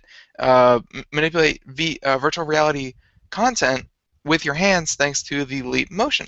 It's just combining the two into one. You can pick something up with your hands, or you can shoot a gun with your hand. I mean, that's what you're gonna be able to do. Because we had a guest on last week, I believe, that was trying to solve this problem with a harness type setup. Exactly. The Oculus Rift is just for your head, and it has motion control and things like that, and it displays it for your eyes, and it can track which way you're looking, how fast you're going, orientation, rotation, that kind of thing, but it can't track what it's not on. So it can't track your body, your hands, your feet, or any objects around you. So that's where things like the harness that we were talking about, that's where the Leap Motion comes into play. All these little things are going to start giving you the body that you never had before in virtual reality. Yeah, exactly. And as I said, it might breathe new life into Leap Motion's efforts to work with the Oculus Rift like that with the attachment. I think it probably eventually, it's like what HP did. Eventually, if this turns out to be a success, maybe Oculus will just build the Leap right into the Oculus Rift itself. I could see that happen. If it's successful, why make it an attachment? Just build it into it as part of it. Here's the thing. The Oculus Rift is still, to say it's in beta is maybe even a little generous. They're still sending out the developer kits. It's still an alpha. So this thing is not finished by any means. Yeah. So what could be added to it? I mean, with Facebook putting $1 billion behind it, the finished product is going to be wildly different than what we're seeing right now, which is exciting because the Oculus Rift at the moment is looking really, really cool. Yeah, exactly. No announcements as to when it's going to be available yet, though, huh? Nope, they're working hard on it. If I were to give a guess, because those are always helpful for everyone, I would say they're probably going to announce a release date either at CES next year, CES 2014 in January, or they're going to announce it because it has such a big presence in gaming, or at least high hopes for gaming. They're going to announce it at E3 next year. Okay, very, very. I'm guessing one of those two. Well, yeah, it's I can see it working because there is definitely a need to keep track of what your hands are doing in a virtual reality world. Right now, the way it's set up, your hands are invisible. You don't really see it. That's what the harness was all about. This is yet another clever way to bring your hands, your arms and hands and everything, into the virtual reality field. So when you pick something up, you actually see your hands picking it up, which is, I think, is kind of cool. So that makes a lot of sense. All right. This next story from Wired, we talked about it last night, but it was still rumored, and it was almost, they said we almost have it confirmed, but it still wasn't confirmed. It wasn't official. Well, now it's official. Wired magazine, an Apple event is happening the 9th of September. They sent, as the rumors foretold, Apple will be holding a media event on the 9th of September. Invitations to members of the press just went out this morning. The event will take place at 10 a.m. at a performing arts center in Apple's hometown of Cupertino, rather than in the neighboring San Francisco. The invitation is characteristically cryptic. A grayscale Apple logo in the background with the date 9/9/2014, followed by "Wish we could say more." Oh, Apple, you tease. Yes. It's okay, though, because at this point we have a pretty good picture of what Apple will likely unveil at this September event. It will most likely definitely show off new iPhones, likely 2 larger iPhones, which will include a mobile payment platform. It will also show off key features of iOS 8, the operating system the company's mobile devices will run. Apple could also debut its own wearable, recent word has indicated. Okay? Whatever Apple debuts, Wired, of course, is going to be there sharing news as it happens, and then so will we here at Computer America. We'll be sharing that news as well. We'll be watching it very closely. Okay? Are you going to tune in live for that one? Am I going to what? Are you going to tune in live? Because undoubtedly they're going to... I am. I always watch the Apple keynotes. I watch them as they go live. I watch them. They're usually about an hour and a half, and I do watch them, and then I'll report on it that evening.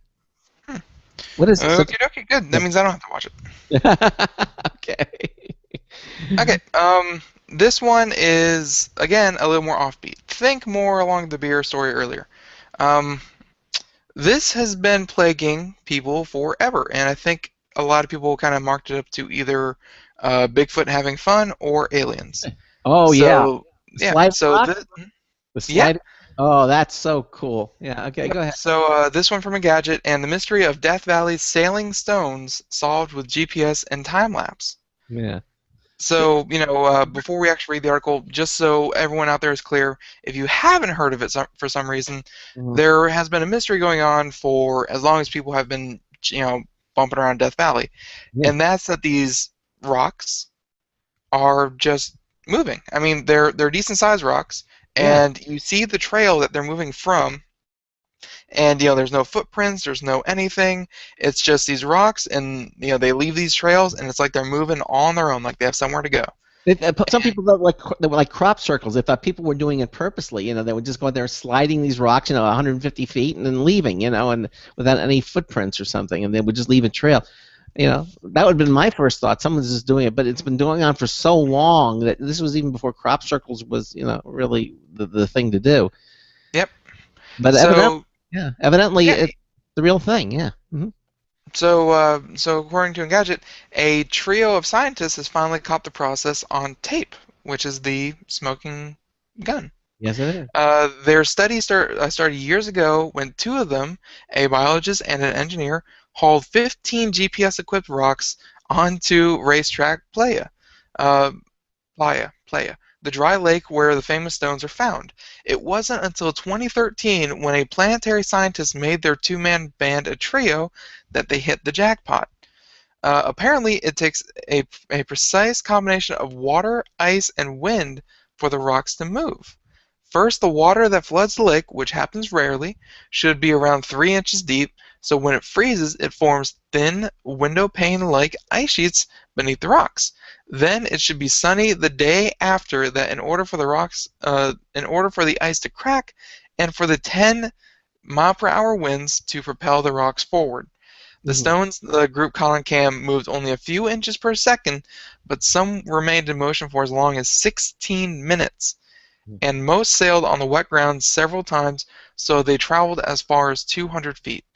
Death Valley sailing stones almost always make it to the various lists of nature's mysteries, and we wouldn't even be surprised if there are people who truly believe they were moved by ghosts or aliens. If you need to see it happen to believe those findings, make sure to watch the time-lapse video below and read the team's paper.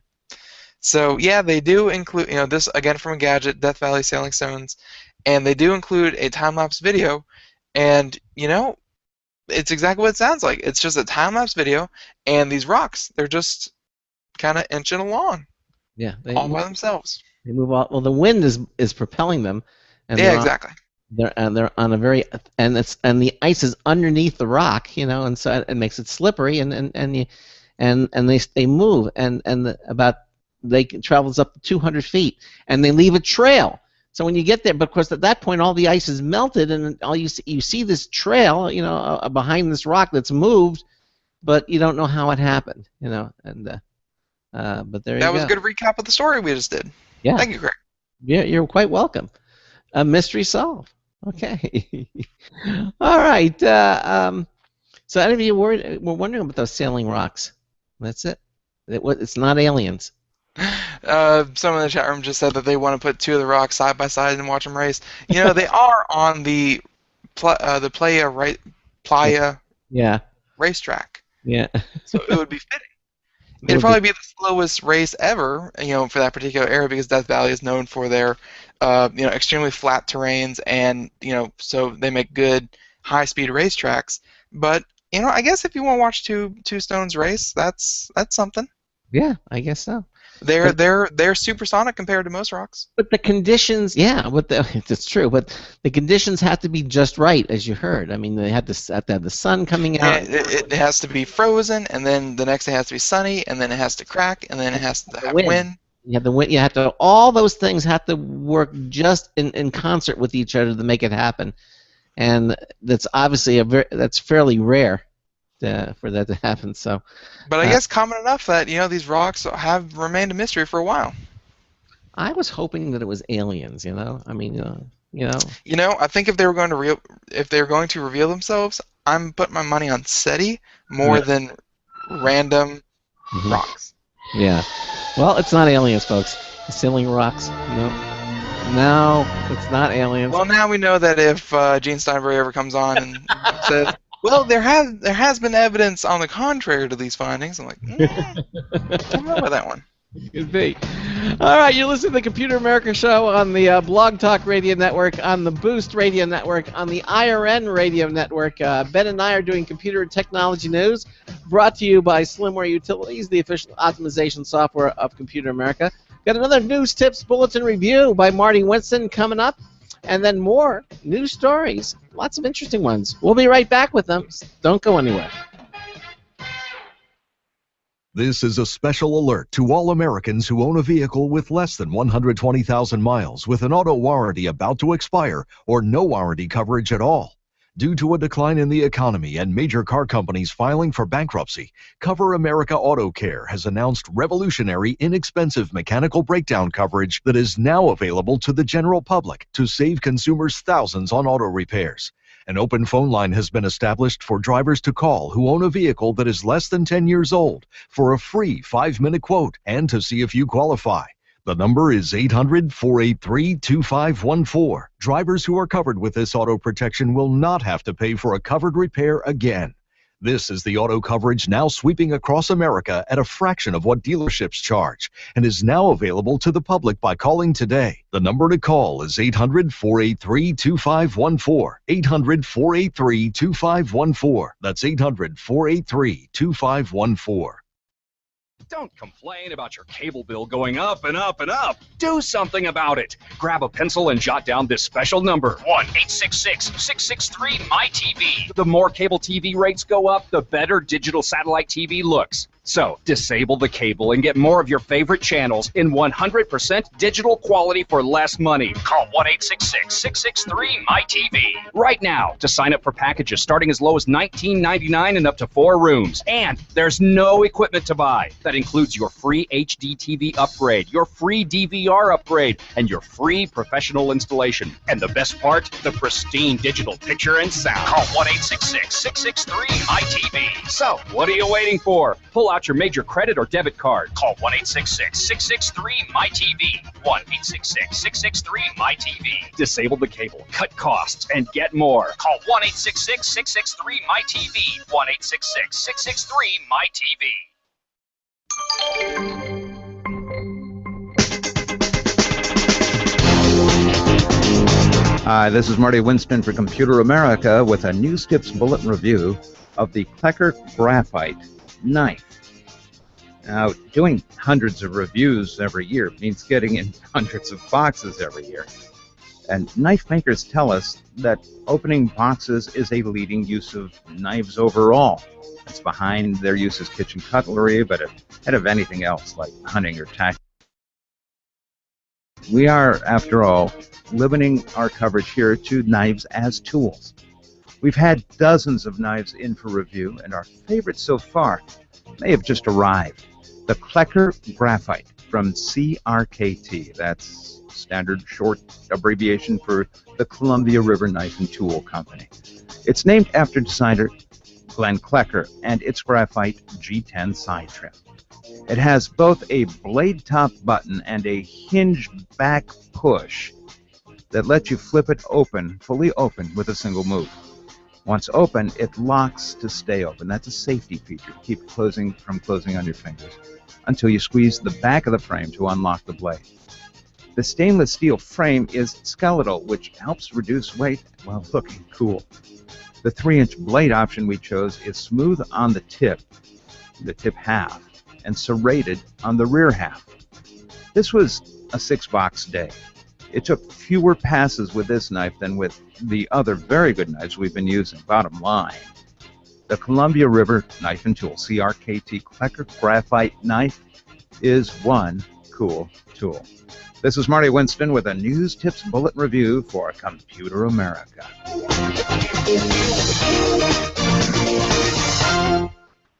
Welcome back to the Computer America Show. 34 minutes past the hour, and we are doing computer technology news brought to you by Slimmer Utilities. And yeah, we are all about dispelling popular nature myths. So next up, Nessie is actually true. Who knew? No. next up on the watch is Bigfoot. Yeah. Okay. Turns out it's just a hairy lumberjack from the Northwest. Yeah, getting disillusioned with all these things coming, all these mysteries finally being solved. I mean, the sliding rock one. I mean, I was right at crop circles. Did you see Signs? The movie Signs? I did, and I don't believe that movie is real. Okay. Like, I believe it's a physical object, but I don't believe that the premise of the movie. Like, I don't believe the actors really lived through that. No. Well, it wasn't a true story. It was fiction. Oh. It was. Bring it up. M. Night Shyamalan, the movie. Yeah. He hasn't done any movies in a while though. I've enjoyed all. He did. Did Shyamalan Ding Dong do Last Airbender? What did you call him? Shyamalan Ding Dong. I called him M. Night Shyamalan in case he ever wants to come on the show. Yeah, exactly. What did he ask? What movie he did? He did The Last Airbender. Avatar. He didn't do Avatar. That was Avatar: The Last Airbender. Oh, I don't know that. I don't know that one. It was the live action version of the cartoon Last Airbender, and he changed everything about it and kind of made it flop on its own. I think that was the last one that he did, and it did not do too well. Yeah. He did Unbreakable? He did a lot of good ones. He did The Village, which had the best twist ending ever. No, it wasn't. I saw that coming a mile away. But you know what I didn't see coming a mile away was the one with Bruce Willis. I See Dead People. What was it? That movie. Sixth Sense. Yeah, Sixth Sense. I did not see. I was in the theater. My jaw dropped when I found out that Bruce Willis was dead all that time. You know what was funny? What? Like when they were filming it, they thought it was going to be apparent, like from the No. very beginning of the movie, that he was dead. Like they didn't think that was going to be a plot twist. And then like when they edited it together, they realized, oh, you never really realized that he was dead. Like Well, they thought that like I see dead people. Like that was the moment when you realized that he was dead. yeah, but they were careful. I saw the director talking about the movie, and he said they were very careful to not to. He thought that was a dangerous moment where they might give it away, but it didn't. And they took extraordinary methods to make Measures. sure. Yeah, that he didn't. For example, when he sat down in the chair, he would sit down, but he didn't actually move the chair. You know, I mean, things that they kind of add up. And then, of course, when you see it all revealed at the end, you go, oh my gosh. When she drops the ring, and then you realize that he's been dead. That was an excellent movie. I think it was one of the first movies that I had of M. Night Shyamalan that I had seen, and it was terrific. I think that was his. I think that's his big breakaway project. I think it was. It was an excellent movie. All right, getting back to this, Maximum PC. Paul Lilly again, determined developer. No, Windows XP is no longer, supported by Microsoft, but there are people out there that cling to Windows XP. They're holding on desperately to Windows XP. They're love traditionalists. Yes, and evidently there's a determined developer who's resurrecting Windows XP with an unofficial Service Pack 4. And the headline here is "Letting Go is Hard to Do." Die-hard Windows XP fans are having a hard time bidding the legacy operating system farewell. By the numbers, it's estimated that some 15% to just under 25% of desktops are still running Windows XP. Save for businesses that pay a fee, Microsoft killed off support for Windows XP back in April, though one developer is determined to keep it alive with a new and unofficial service pack. Oh, I didn't realize businesses actually can pay a fee to Microsoft, and they'll keep servicing it. Evidently, I didn't realize they could. Did you know that? I didn't know that. Oh yeah, for sure. No, they provide service all the way back till '95. Okay. Like in a couple of the plants where I used to work, a lot of their hardware was still on Windows 98, and a couple of the network things were on Windows NT. Wow. And they provide service for for those machines. So I mean, I think they go back all the way to '95, but yeah. Well, anyway, known as Harkans on the RyanMV.net discussion board, he's been working on the Service Pack since September of last year. It contains official Windows XP security updates and patches intended for ATMs and point-of-sale systems running a specialized version of XP.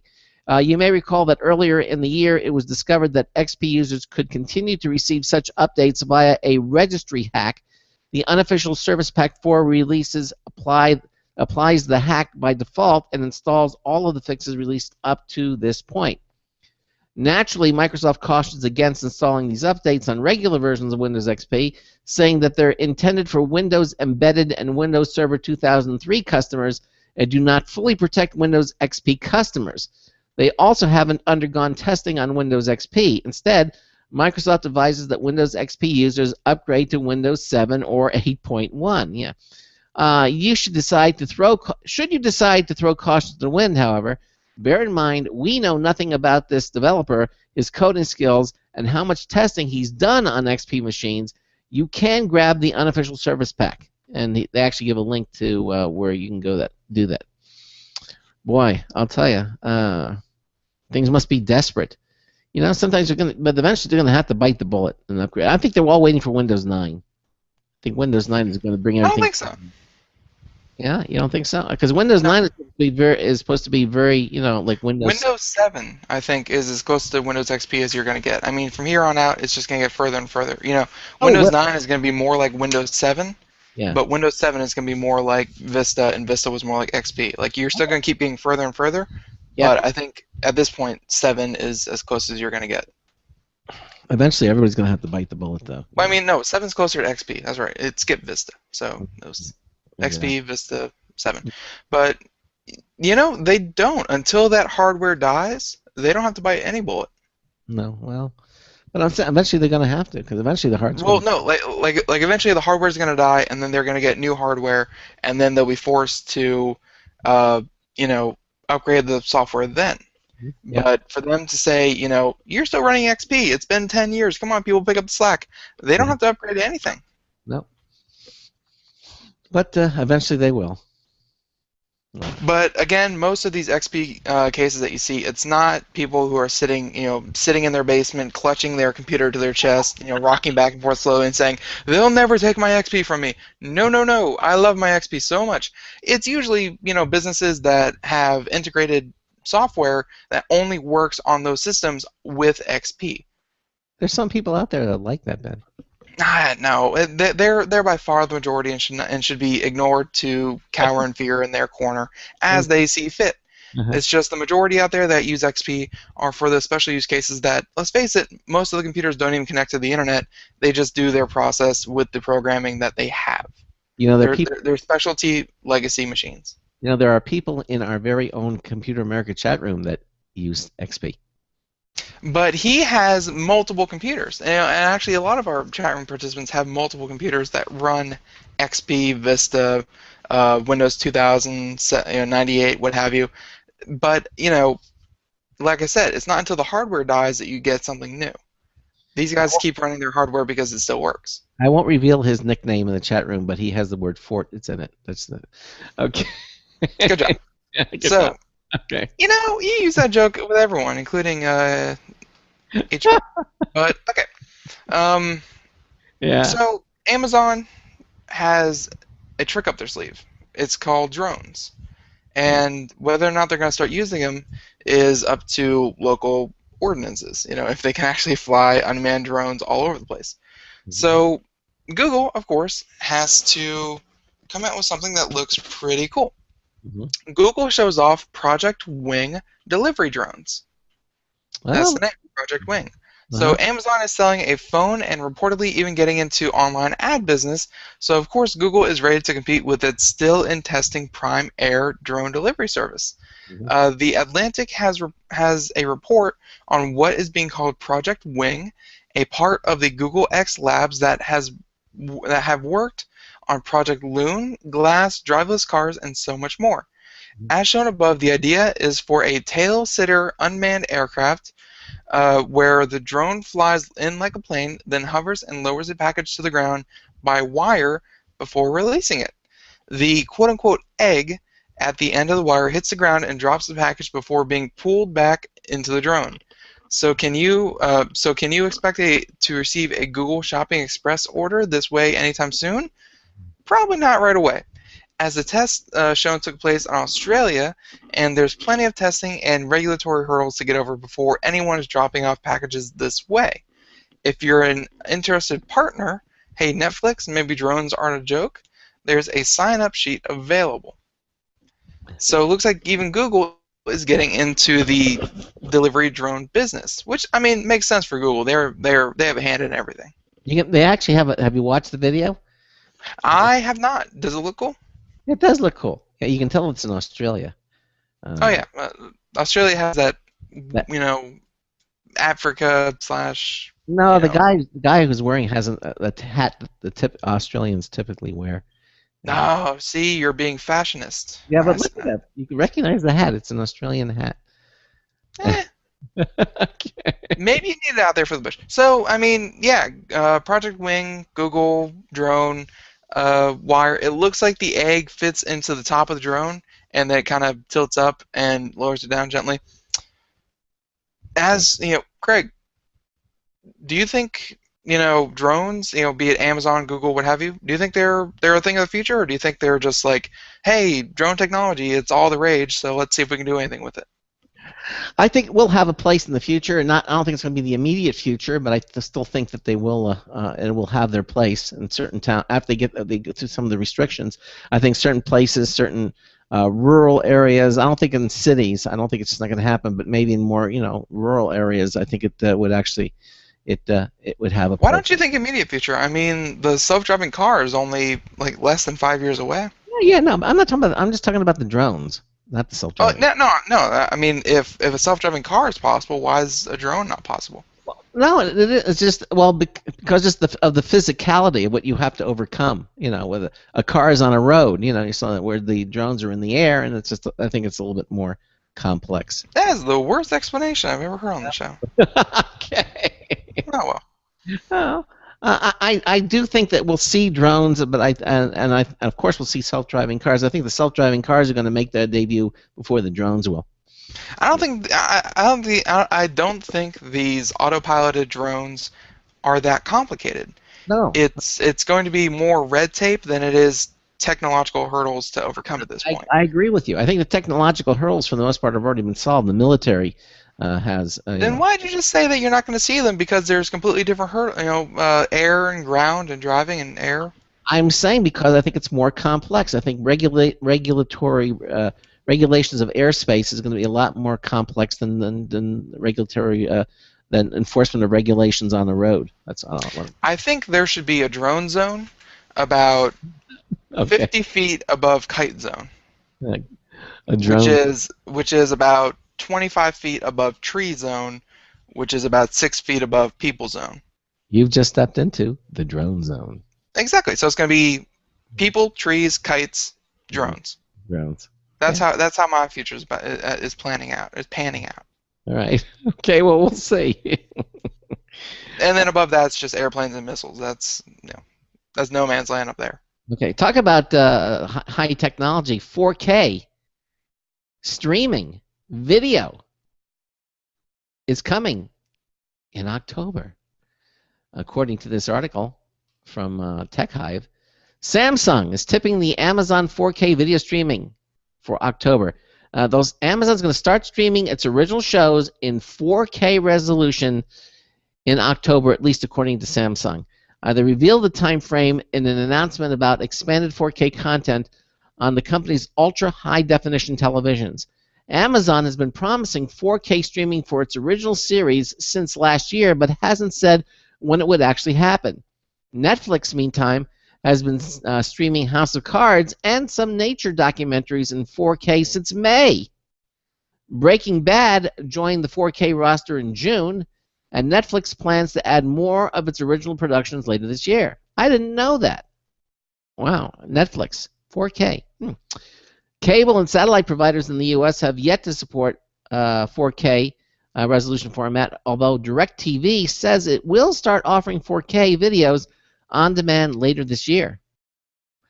Remember, DirecTV is one that has a number of 3D channels too. They support that right now.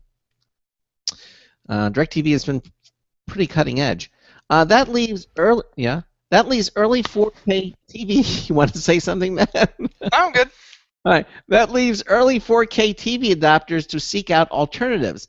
In addition to Netflix and Amazon, YouTube has been working with TV makers to support the site's 4K content, and MGO said earlier this year that it will stream on-demand Hollywood films in 4K to Samsung televisions. There have been rumors of a subscription-based 4K service from MGO and Samsung, but that hasn't materialized yet. Sony sells a $700 media player that can download and stream 4K videos to the company's televisions. The 4K content push may start ramping up, however, as the price of ultra-high-definition TVs start to drop. Major brands are now selling 55-inch ultra-high-definition TVs in the $1,500 to $3,000 price range. That's still roughly double the price of a 1080p version, but about half the price of last year's models. With Amazon and Netflix putting more pressure on traditional service providers, the chicken and egg problem is sure to work itself out eventually. There you go. I see that it's becoming more affordable. Ultra high definition. Streaming. I know it sucks for anyone out there who's an early adopter, but you know the risk when you're an early adopter. The prices are going to come down. They're going to come down rapidly. So when you're sitting there watching your $22,000 TV, and then you see a competitive one, up there for $4,000 or $1,500 or $1,500, you're just going to have to grin and bear it. That's it. Price of early adoption. That's it. So, we didn't get a chance to do this one last night, so since it is the last day of the Kickstarter, I feel like we should do this one before it ends. Okay. Just in case anyone wants to get out there and buy one right now. Okay. The Kickstarter is going on for another 21 hours.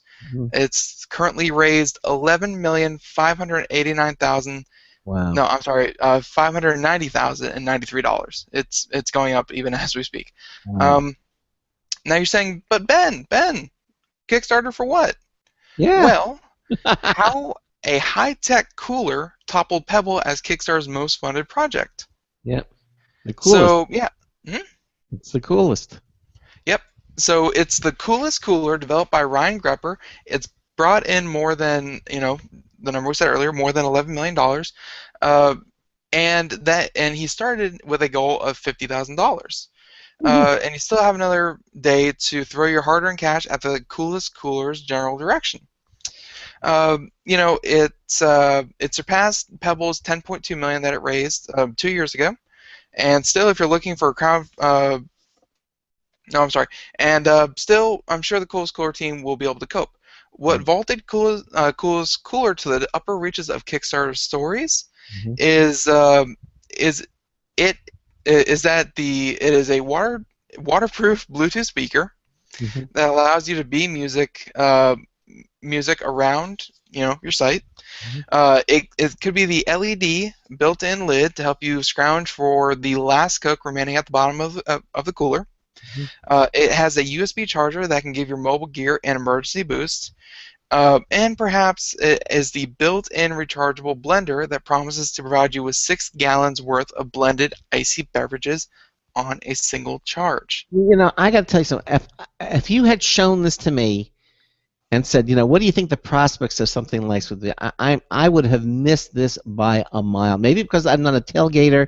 Maybe that's why. Maybe you don't use coolers in general. I don't use coolers in general. I would have never guessed that this product would have elicited so much interest to be the highest funded project on Kickstarter. I mean, would you have guessed it? If it came to you initially, whenever this started, like a year ago, whenever it was, I said, Ben, how do you think this is going to work? Do you think it's going to get anybody's going to bid in this? What would you have said? I think I'm a little bit more savvy in just that atmosphere because yeah, I've lived in places where college football and football in general and sports. Tailgating is an all-day event. You get there early in the morning, you get your primo spot, you get everything set up, and you sit around, you eat good food, you drink your alcoholic beverages, and then you finally go in to your game at 5 o'clock in the afternoon after you're there for 8 hours, tailgating. Yeah. So something like this, I could definitely see the appeal of blending so much technology. If nothing more than the fact that it gives your USB devices an extra charge, that's an amazing feature right there. Yeah, it's got the blender. It has a blender. It has the LED lights. It has, utensils. It puts all your forks and knives and everything. It has a gear strap, that you'll find on like tent systems and things like that, just so you can easily, store it and store things in it. It's got wheels. It does. It's amazing. Regardless of the technology behind it, it's still a nice looking cooler. Yeah, it's nice. Kind of has like a retro look to it. Yeah, it is. It looks evidently. Congratulations, Of course, if all else fails, add a blender. And he did. It's got just everything, including the kitchen sink. I mean, this is just like everything that you could possibly want in a cooler, and that's. Beach tires, essential storage, split lid with the divider, one for ice, one for all your other stuff. It has a bottle opener with a little, ball cap catcher, so you don't have to worry about your caps. Yeah. And this guy's apparently has been working on it for a number of years, and finally took it to Kickstarter, and it's paying off for him. He probably was a tailgater himself, I would think. Oh yeah. Yeah, I mean that's how he knows about all this stuff. And these are probably all things that he wanted as a tailgater to have available, and just he put it all in one little neat package. And what's it going to sell for? You can go to Kickstarter for the next 21 hours. Again, the current time is 11:55 p.m. on August 28th. So sorry to anyone who is listening to this past this moment, but it's going to close August 29th, and it looks like you can get. The cheapest you can get one for, go to Kickstarter, back it for $185, and you will get a coolest cooler. With all the bells and whistles? I mean, there's only one model, right? whistles. There's only one model, right? It has everything. Right? There's different colors. There's green, orange, and blue. I'm sure you get to pick out which one you want. But I mean, it starts at 185. I mean, there are other levels, but at like 225, you get a bunch of swag, which is like T-shirts and things like that. And then they have one that goes all the way up to 1750, which is actually 10 coolers. Mm-hmm. In case you wanted to hand 9 out to your friends. Yeah. So about $185 is the cheapest you're going to get one. He asked a question. He says, does your cooler have a built-in rechargeable blender? It does not? Then I submit your cooler is a failure. That's it. I mean, it's a big selling point. It's just that blender alone. The coolest cooler. And is that the blender sit on top of it? Is that what I'm assuming the battery's built into the lid of the cooler. Yeah. So everything is kind of wired in through the lid, and there's just like a normal blender, that you put on your kitchen counter. The the blender bottom is built into the lid, so you put it on there, and then you can control it from the lid. Very cool. Well, I wish them best of luck with it. Obviously they're doing extremely well. So that's but like many Kickstarters, they've seemed successful. They've had really great turnouts. Raised way more money than they ever thought they would. Now it's just time for them to execute it and get a half decent product out to the consumer. With that kind of money, I don't see how he can't. I mean, he has all the. You'd be surprised. I mean, look at the Pebble. That thing was supposed to be mind blowing. Yeah, but you could see how difficult it is to make. The cooler is an easy thing to make, as compared to a Pebble. You need all the little tiny. I don't know. You cut one or two corners, and this thing could fall apart. That's Well, oh no. I mean, this guy already has to make something along the lines of 8,000 coolers. I think he can do it with over $10 million. I think he can do it, and he'll have enough money to retire on. I think he can do that. There's nothing insurmountable there. I don't see any component in that cooler. When you get someone who's kind of asking for 50 grand, which is a sizable number, and then they get $12 million, there's a leap in difficulty in there. Yeah, I think he's going to be fine. I really do. We'll see whether if this thing goes really, really well. You will see these things guaranteed in Target, Walmart, Best Buy, what have you. You'll see these things everywhere if they do well. And then he'll sell it over to someone, and they'll just make it, and he'll go to Tahiti and retire. All right, coming up tomorrow night. Why do you want to go to Tahiti? I don't know. Vegas. I don't know. You name it. 60 seconds. Michael Miller is going to be with us tomorrow on our last show, because don't forget that we have the Labor Day weekend coming up, so we won't have a live show on Monday. But Michael Miller is going to be joining us for both hours. We're going to be talking about updates on the Windows 9. That's the threshold, the technical preview date. We're talking about cheap PCs, Windows PCs versus Chromebooks at similar prices, and why choose one over another. Also, we might talk about who needs a new PC anyway. And are today's PCs good enough for most users without upgrading? Some of these things we'll be talking about with Michael. So have a great evening, and Ben and I will see you tomorrow night. So until tomorrow night, this is Craig Crossman hoping that your hard disk never becomes floppy. 10 seconds. We'll see you tomorrow night. Good night, everyone.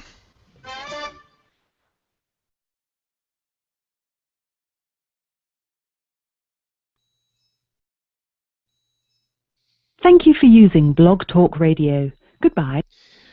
Okay, so there we are. Just real quickly here, we still have our Google Hangouts up and running. So thanks all for sticking with us to the end of this show. And Ben and I again will be with you tomorrow night with Michael Miller. And thanks again for listening to Computer America. We'll see you tomorrow night. All right. Yeah. Good night, everyone. Good night, everybody.